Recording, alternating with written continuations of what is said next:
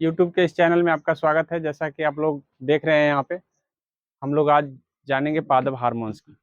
पादप हार्मोन्स आपके एग्जाम की दृष्टि से काफ़ी महत्वपूर्ण है, क्योंकि ये एग्जाम में पूछे गए हैं, चाहे आप कोई भी कॉम्पिटिटिव एग्जाम में जाएंगे।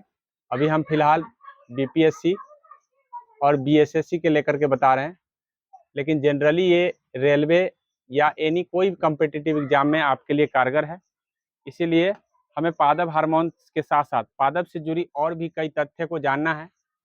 आज हमारा वीडियो पादप से जुड़ी हार्मोन और अन्य कुछ तथ्यों की जानकारी देगा। जैसा कि यदि आपसे कोई पूछ दे कि फलों का आकार बढ़ाने वाला हार्मोन कौन है, या पत्तों को विगलन को प्रेरित करने वाला हार्मोन कौन है, पत्ते में जैसे विगलन होता है, उसके बाद फल जब पक जाते हैं तो उस समय विगलन होता है, तो ये सब हार्मोन्स कौन है उसकी जानकारी हमें होना चाहिए। विगलन दो हार्मोन्स करते हैं, लेकिन एक विगलन कराने वाला है और एक विगलन को प्रेरित करने वाला हार्मोन है। इस तरह से हमें अलग अलग तरीके से याद होना जरूरी होता है। साथ में कुछ हार्मोन ऐसे होते हैं जो आकार को बढ़ाता है, तो वही कुछ हार्मोन ऐसे होते हैं जो आपको ध्यान रखना है कि अंकुरन को रोकता है। तो आपसे ये पूछ दिया जाए कि बताइए कि अंकुरन को रोकने वाला हार्मोन कौन है, तो डायरेक्टली ये थोड़ा सा कंफ्यूजन का विषय बना रहेगा। इसीलिए ध्यान रखना है कि हमारे यूज में जो भी हार्मोन्स हैं उनको हमको जानना जरूरी है। चलिए आइए जानते हैं हम ऑक्जीन को। ऑक्जीन ऑक्जीन को जानते हैं।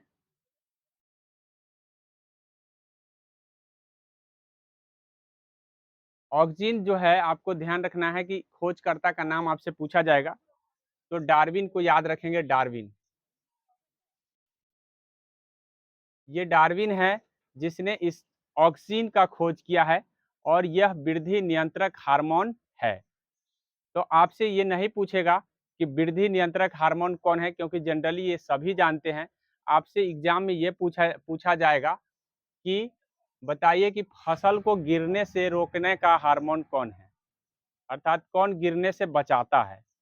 तो जो वृद्धि को नियंत्रण करता है, इसका मतलब है कि वो फसल को गिरने नहीं देगा। ज़्यादा आवश्यकता से ज़्यादा कोई पौधा बढ़ जाता है तभी गिरता है। कंट्रोल में बढ़ेगा तो स्वाभाविक है वो गिरेगा नहीं। ऐसी परिस्थिति में ऑक्सीन पादप के वृद्धि को रोकने मतलब नियंत्रित करता है, इसीलिए फसल को गिरने से बचाता है। तो आपका ये हार्मोन ऑक्सीन हो जाएगा। ऐसे प्रश्न पूछे जाएंगे। साथ में इसका काम है पत्ती को विगलन से रोकना। कुछ हार्मोन ऐसे होते हैं जो विगलन कराता है, विगलन को प्रेरित करता है। वहीं ये ऑक्सीन हार्मोन है जो विगलन को रोकते रहता है, अर्थात पत्ती को झरने से रोकना। विगलन होने का मतलब ये है कि जब पत्ता झरने लायक हो जाए तो विगलित हो गया। पत्ता को झरने से रोका जाए तो उसको विगलन से रोका जाता है। तो ये ऑक्सीन का काम है। तो आई होप ऑक्सीन के बारे में आपको समझ में आ गया होगा। इतनी जानकारी आपको ध्यान रखना होगा। क्या क्या खोज किसने किया, और विगलन का रोक, विगलन का रोक करना, ठीक है। और एक जानकारी आपको है कि फसल को गिरने से बचाना, फसल को गिरने से बचाना। तो इतनी इतनी जानकारी आपको ऑक्सीन से हमेशा रखना चाहिए, ये ध्यान रखना है। अब हम जिबरेलिन की चर्चा करेंगे कि जिबरेलिन हमारे एग्जाम की दृष्टि से क्यों महत्वपूर्ण है। इसका भी खोजकर्ता का नाम आपको ध्यान रखना है, कुरोसोवा है। कुरोसोवा, कुरोसावा है, सुबा नहीं सावा, ठीक है। कुरोसावा नाम का व्यक्ति है जिसने इस हार्मोन का खोज किया है, और ये वृद्धि वर्धक हार्मोन है। एग्जाम में जाने से जब हमारे सामने प्रश्न आएंगे तो हमको ये जरूर ध्यान देना चाहिए कि हमसे वृद्धि वर्धक पूछा है या वृद्धि रोधक। तो वृद्धि जो है आपको ध्यान रखना है कि वृद्धि एक वर्धक होता है और वृद्धि एक रोधक होता है। तो यहाँ वृद्धि वर्धक की बात किया जा रहा है, और वृद्धि वर्धक हार्मोन आपका जिबरेलिन है, अर्थात बढ़ाने वाला हार्मोन है। बढ़ाने को प्रेरित करता है, वही ये अंकुरन को भी प्रेरित करता है। अंकुरन, अंकुरन सुने होंगे, अंकुरना जिसको हम बोलते हैं, तो अंकुरन को प्रेरित करने वाला हार्मोन आपका जिबरेलिन है। जस्ट इसका उल्टा काम करने वाला भी हार्मोन होते हैं, लेकिन आपको जब प्रेरित करने वाला बात करेगा, अंकुरन को ये प्रेरित करता है, प्रेरित तो करता है, जिसके कारण कोई भी बीज अंकुरित हो पाता है। जब तक प्रेरणा ना मिले तब तक वो अंकुरित नहीं हो पाता है, इस बात को ध्यान रखना है। अब इसके ज़्यादा छिड़काव अगर कर दिया जाए तो फूलों का आकार जो है ना बड़ा हो जाता है। ज़्यादा छिड़काव अगर कर दिया जाए इसको जिबरेलिन का, तो फूलों का आकार बढ़ा देता है। तो याद रखेंगे कि फूलों को आकार बढ़ाने वाला हार्मोन कोई और नहीं, जिबरेलिन है। हमको इस रूप में अपनी भाषा में याद रखना जरूरी होता है, क्योंकि एग्जाम में सरल भाषा का यूज किया जाता है और हम वहाँ पे कंफ्यूज हो जाते हैं। इस बात को ध्यान रखना है। इसलिए रट्टा मारने के लिए हम नोट्स रखते हैं, लेकिन हमको समझने के लिए हमारी वीडियो होता है, जिसको हम समझेंगे। ठीक है। जिब्रेलिन आपसे पूछा जा सकता है कि कहाँ से निकालते हैं, तो कवक से निकालते हैं।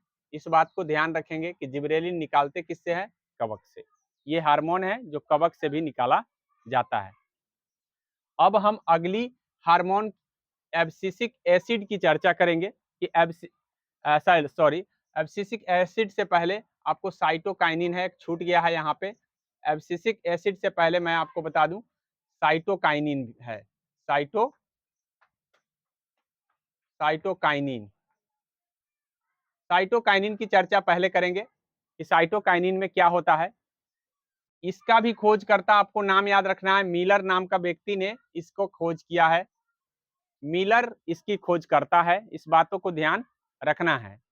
इसका नाम लेकिन ध्यान रखना है कि इसका नाम कोई और दिया है, उसका नाम लिथाम है, इस बात को ध्यान रखेंगे। खोजकर्ता पूछेगा तो मिलर, लेकिन नामकर्ता अलग होता है, अर्थात इस शब्द को देने वाला आपको है लिथाम। ध्यान रखेंगे कि लिथाम शब्द दिया है, लेकिन खोजकर्ता आपका मिलर है। ये कोशिका विभाजन में मदद करता है, अर्थात बिना कोशिका का विभाजन किए कोई भी मतलब कोई भी डाली या शाखा बढ़ता नहीं है। तो कोशिका विभाजन में मदद, साथ में आरएनए और प्रोटीन निर्माण में मदद, आरएनए प्लस प्रोटीन निर्माण में मदद करता है। तो याद रखेंगे कि प्रोटीन संश्लेषण में मदद करने वाला हार्मोन कौन है, तो आपका है ये साइटोकाइनिन। इसी की वजह से पौधे जो है ना और ज्यादा चतरते हैं। मेरे ख्याल से ये बात समझ में आ गया होगा, क्योंकि कोशिका दीर्घन जब होगा, विभाजन होगा, तो पौधे जो है ना ज्यादा चतरेंगे। इस तरह से आपको ध्यान रखना है। तो उसमें मदद करने वाला साइटोकाइनिन है। साइटोकाइनिन की मदद से ऐसा कराया जाता है।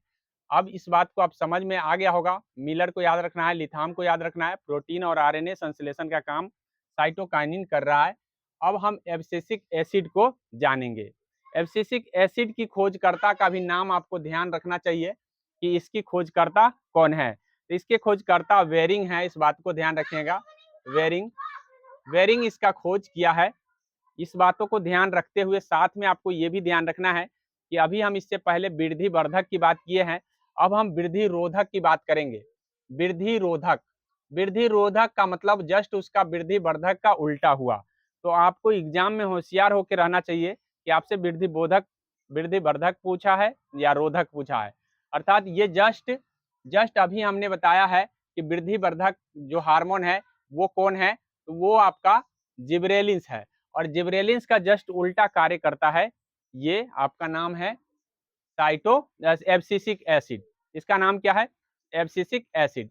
यह विगलन कराता है, विगलन कराने वाला हार्मोन है। अभी हम विगलन को रोकने वाले हार्मोन को बताए हैं, अब विगलन कराने वाले हार्मोन की नाम है। तो जस्ट ये ऑक्सिन का उल्टा भी कार्य करता है। ऑक्सिन विगलन को क्या करता है, रोकता है। वही आपका एब्सिसिक एसिड विगलन को रोकता नहीं बल्कि विगलन कराता है। ज्यादा अगर इसकी मात्रा हो जाएगी तो सारे पत्ते झड़ सकते हैं, अर्थात वो पीला हो जाएगा और इस तरह से वो झड़ जाएगा। तो इस बात को आपको ध्यान रखना है। साथ में आपको ये ध्यान रखना है कि कोई भी मतलब ये इस हार्मोन की अधिकता से जल्दी पौधे पुष्प में नहीं आते हैं। अर्थात कहने का मतलब है पुष्प को पुष्पित होने से रोकता है। तो ये आपका एब्सिसिक एसिड है। यह पत्ती, पुष्प और फल के विगलन के लिए प्रेरित कर देता है, अर्थात अधिक मात्रा में होने पर क्या करेगा कि फूलों को झाड़ देगा, पत्ती को झाड़ देगा, इस तरह से विगलित कर देता है। तो इस बात को आपको ध्यान रखना है। इस तरह से ये हार्मोन आपको इंपॉर्टेंट है, बेरिंग को याद रखना है, वृद्धि रोधक विगलन के बारे में याद रखना है। अब हम एथिलीन की चर्चा करेंगे कि आखिर एथिलीन क्या करता है। तो यह एक गैसीय अवस्था में पाया जाता है, इस बातों को ध्यान रखेंगे। ये हार्मोन आपको गैसीय अवस्था में पाया जाता है। इसका खोजकर्ता की नाम करें तो खोजकर्ता आपका वर्ग है, वर्ग ने इसका खोज किया है, इस बातों को ध्यान रखना है। साथ में आपको ये ध्यान रखना है कि ये फलों पकाने वाला हार्मोन है। एथिलीन जो है फल को पकाने वाला हार्मोन है। यह पुष्प को मादा पुष्प को भी मदद करता है, मतलब फल पकने में, पुष्प को बदलने में आपको मदद करता है। इस तरह से आपको ध्यान रखना है। यह पत्ती पुष्प फलों को विगलन के लिए प्रेरित करने वाला हार्मोन है। अभी हम विगलन कराने वाला हार्मोन की बात किए हैं और विगलन को प्रेरित करना अलग होता है। विगलन को प्रेरित करना अलग होता है, मतलब इससे क्या होता है, विगलन प्रेरित होता है। प्रेरित करने वाले हार्मोन है, तो प्रेरित करने वाले हार्मोन का नाम याद आपको रखना है। तो आपको एथिलीन इस रूप में याद रखना है। फ्लोरीजेंस आपके एग्जाम की दृष्टि से काफी महत्वपूर्ण है, क्योंकि ये एग्जाम में आ चुका है आपके एग्जाम में। तो इस तरह से यह पत्ती में बनता है। पहली बात तो ये है कि बनता कहाँ है फ्लोरीजेंस, तो पत्ती में। और ये फूलों को खिलाने वाला हार्मोन है फ्लोरीजेंस, इस बात को ध्यान रखेंगे। फूल खिलाने वाला हार्मोन, फूल खिलाने वाला हार्मोन कौन है, तो खिलाने वाला यानी क्या, खिलाता है, इसका मतलब क्या है, फूल खिलता किसके कारण है, फ्लोरीजेंस के कारण। ठीक है। एक ट्राउमेटिन हार्मोन है। ट्राउमेटिन हार्मोन ज्यादा कुछ नहीं है, घाव भर जाता है इससे, मतलब पौधे में अगर घाव हो गया तो भरने का काम आपका ट्राउमेटिन करता है। तो इस तरह से आपने पादप हार्मोन को जाना, और इतनी बात आपको पादप हार्मोन से हमेशा याद रखना चाहिए। अब हम पादप में होने वाले रोग की चर्चा करेंगे। पादप रोगों की चर्चा कर लेते हैं, क्योंकि इससे एग्जाम में पूछा जाता है। पादप रोग के बारे में आपको क्या क्या जानना है, अभी हम चर्चा करेंगे। पादप रोग विषाणु जीवाणु कई कारकों के जरिए होता है, जिसमें से आपको हम पहले विषाणु के से होने वाले रोग की बात कर रहे हैं। विषाणु के जरिए होने वाला रोग आपका है, तंबाकू में मोजैक रोग हो जाता है। याद रखिएगा कि तंबाकू में, और इवान विस्की ने ही विषाणु का खोज किया है, और इवान विस्की पहल तंबाकू में ही खोजा था मोजैक विषाणु को। ठीक है। तो याद रखेंगे कि तंबाकू में खोज किया गया था पहली बार, और तंबाकू में होने वाला रोग का नाम है मोजैक। इस बीमारी का नियंत्रण प्रभावित पौधे को उखाड़ कर जला देना चाहिए। याद रखेंगे कि कौन से बीमारी को रोकने के लिए हमको उसको उखाड़ कर जलाना पड़ता है। तो तंबाकू में यदि मोजैक दिख गया तो आपको कहीं भीगेंगे फिर से वो फैल जाएगा वो बीमारी, इसीलिए उसका एक ही इलाज है, उखाड़ो उसको और उसको जला दो, तभी वो खत्म होता है। इस बात को ध्यान रखेंगे। अब पोटैटो मोजैक रोग होता है, अर्थात पोटैटो में भी आपको मोजैक रोग होता है, इस बात को ध्यान रखेंगे।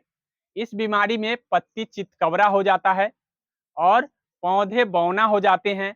इस तरह से ध्यान रखेंगे कि ये पोटैटो का रोग है, जिसको मोजैक रोग वायरस के कारण होता है।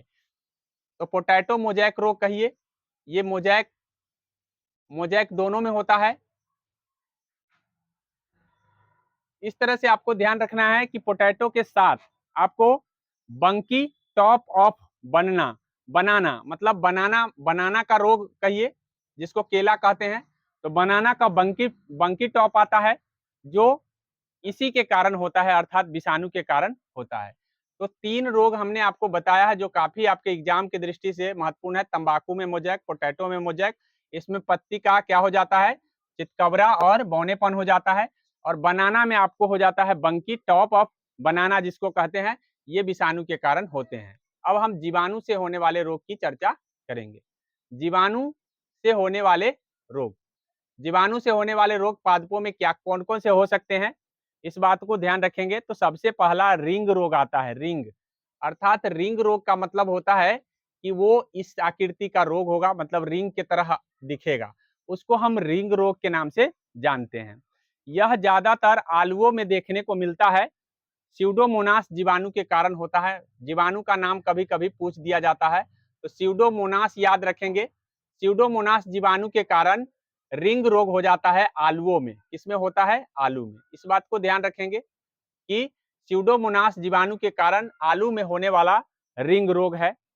और उसके बाद है ब्लैक आर्म रोग भी देखने को मिलता है। तो ब्लैक आर्म रोग को आपको ध्यान रखना है, ब्लैक आर्म रोग। अब ये किस जीवाणु के कारण होता है? क्योंकि जीवाणु का नाम भी याद रखना होता है। तो जेंथोमोनास का नाम आप सुने होंगे पहले, जेंथोमोनास। अब ये जेंथोमोनास के कारण आपको ब्लैक आर्म रोग हो जाता है। ये जीवाणु ही है जिसके कारण होता है। और यह जो है पत्ता में होता है ज्यादातर, इस बात को ध्यान रखेंगे। धान धान की एक बीमारी है, धान की बीमारी जिसको हम अंगमारी रोग कहते हैं। ऑलरेडी पहले भी आपको बता चुके हैं कि आलू में भी अंगमारी होता है, लेकिन धान में अंगमारी जीवाणु के कारण होता है। धान में अंगमारी किसके कारण होता है? तो जीवाणु के कारण। वही आलू में अंगमारी कवक के कारण होता है, इस बात को ध्यान रखेंगे। एक करनाल बंट होता है और ये भी जेंथोमोनास के कारण ही होता है। धान का भी अंगमारी रोग जेंथोमोनास और ओराइजी, जेंथोमोनास इसमें ओराइजी शब्द जुड़ जाता है। जेंथोमोनास ओराइजी के कारण जो है धान में जो है आपको अंगमारी रोग होता है, इस बात को ध्यान रखना है। और करनाल बंट रोग जीवाणु के कारण होता है। करनाल बंट रोग है जो जीवाणु के कारण पादप में ही होते हैं। तो हम आपको जीवाणु से होने वाले कुछ रोगों का चर्चा कर दिए हैं। साथ में आपको ध्यान रखना है तत्वों की कमी से भी रोग होते हैं। तत्व की कमी से होने वाले रोग की चर्चा करेंगे। तत्व से कमी। अब तत्व की कमी होगा, तत्व की कमी से होने वाले रोग की चर्चा करते हैं कि भाई तत्व की कमी से कौन कौन से रोग हो जाते हैं। जैसे आप देखते होंगे कि हम जिंक डालते रहते हैं खेत में, ऐसा आप जिंक डालते हुए देखते होंगे। इसी को हम जस्ता बोलते हैं हिंदी में, और उसे जिंक बोलते हैं। तो इस तरह से ध्यान रखना है, ये ध्यान रखना है कि हम जिंक रोग को कैसे हम निपट सकते हैं। स्टॉप करो जाके पहले वहां।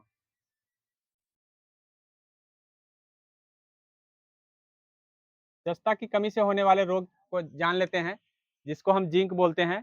आप देखते होंगे कि खेतों में जिंक दिया जाता है कम मात्रा में, लेकिन वही कम मात्रा आपके फसलों को बीमारी से बचाता है।